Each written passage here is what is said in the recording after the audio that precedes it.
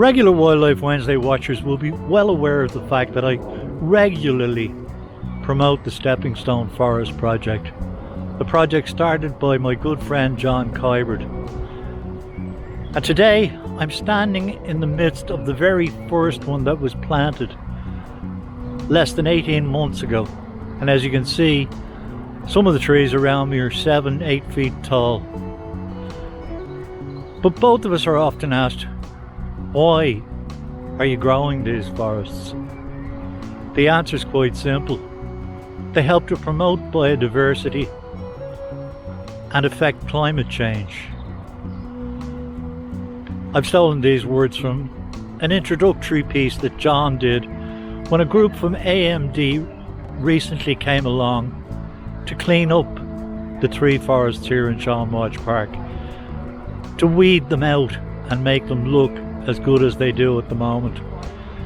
They came along just about a week ago and they did a great job in weeding around the area.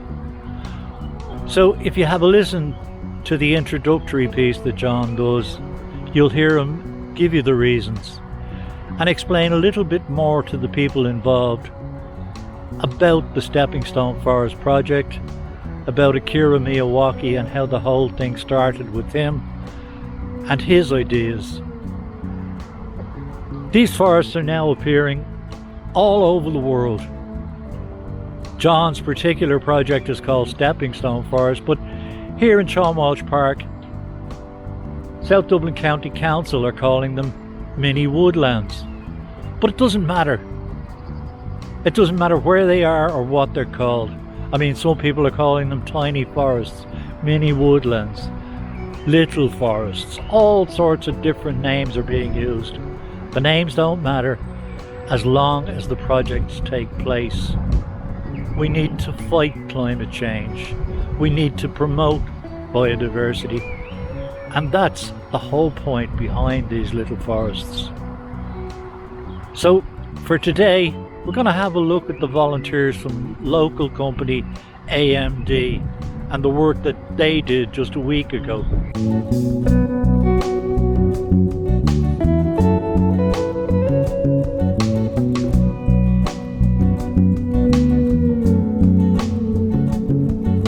I'm John Kybert. I'm with a group called Stepping Stone Forests, which I'll explain in a moment. We had a big clean-up on Saturday. There were about 20 of us out, so the park is in pretty good shape. So I think the most effective thing you could do is do the weeding, but it's not compulsory. If you prefer to do a bit of litter picking, I have all the equipment here with us as well. But I'll take you up to what we call the Stepping Stone Forest just up here. We've these ones up here were created with the council. The community involvement, the council provided the land, provided the mulch, I'll explain about that, and the trees. We've also done them in schools, so maybe when we're leaving, you might have a look at the one in the school just to do a compare and contrast. The idea of these forests is that they are they're meant to enhance biodiversity and address climate change. They're small. The method was developed by a Japanese botanist to help the Japanese government mitigate the effects of tsunamis because they're prone to it. And he discovered that the trees that were all along the coast were non-native, and so they had no resistance to tsunamis, whereas the native trees would have developed stronger root systems and they would have slowed down the tsunamis. They would stop it, but they slow it down. But the non-native trees would just be blown away, just gone, and then the tsunami would just go inland. So his method is to plant trees, native trees, very, very closely together, like 3 or 4 per square metre, which is most non-traditional. Your average forester would say that's concrete. And part of the process is to prepare the soil in advance and address any soil deficiencies. That method was brought into Ireland or into Europe by an Indian guy called Shivendra Sharma, and he started off in Holland. They're being done now in Germany, France, Italy, the UK. In the tiny forests are being done in the UK through Earthwatch, and we're doing them here. But there are other groups in Ireland that are doing them. We started I discovered the method online during COVID, so it's a product of COVID. And one day I was literally looking at that hill there, and there was a huge tractor pulling a really big mower up and down, up and down. I said, this is crazy. Spewing out CO2 to maintain what's effectively a green desert. Lawn is useless from biodiversity, almost useless. I said, if they just put forests in there, they would never have to cut that grass again, and they'd be far more valuable from a biodiversity point of view. So I approached the council, and funny enough, I just happened to hit them when there's a guy in the council who was actually looking at that method and wanted to try them. So he said, right, we'll try a couple up here. And then we went on, while that was meant to be a test and an experiment, so while that was happening, I said, well, where else can we go while we're waiting for that test to prove itself? So schools, I thought of schools, they've got protected environments, and surprisingly, I wasn't sure, but we found out they do seem to have space. So since then, we've done about 25 in schools. We've done 3 in parks with the council. They're rolling out a program with another 20 of them to do again this year, so they're obviously happy with the process. And we've done one in a community centre on a golf course or whatever, so it's a movement that's spreading. Now, one of the things that Miyawaki says, you kind of look after the forest for the first 3 years and then leave it alone, let nature take its course. So part of the looking after is to do a bit of weeding, and that's what we're going to do. And when you go up, you'll see the weeding is definitely needed. You may need, you all have your own gloves, so that should be fine. Yeah, we have there are some thistles, so I'll go into the details when we get up there.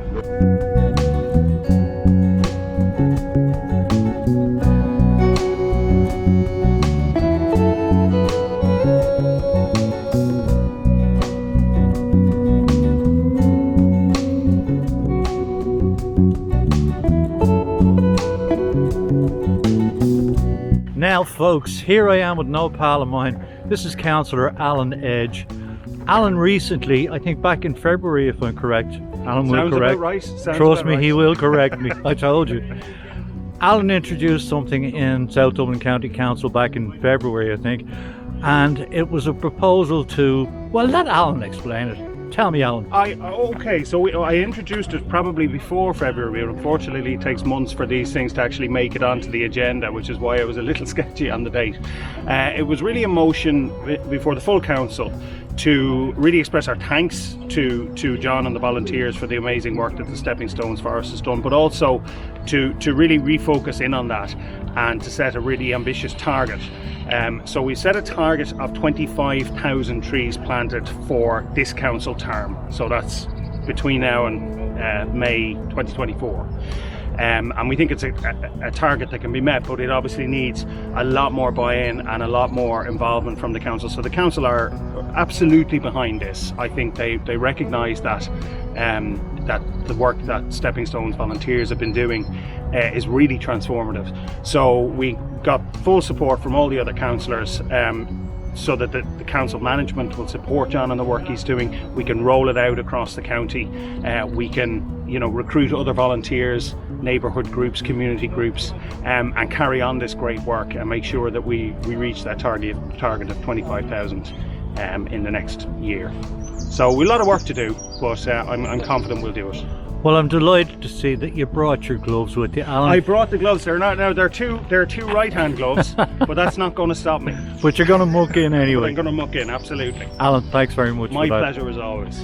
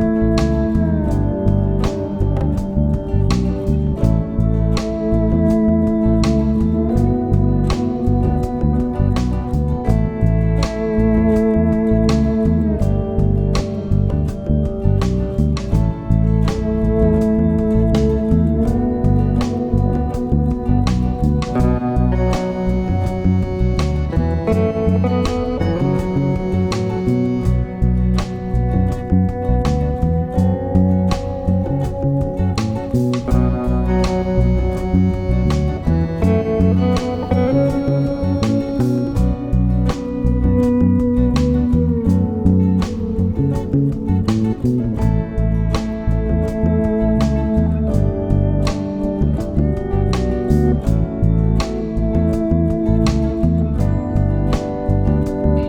folks, here in Shawmwalch Park, I'm at the first of the stepping stone forest that was planted about 18 months ago. And there was a bit of weeding required. It has been weeded a couple of times over the past 18 months.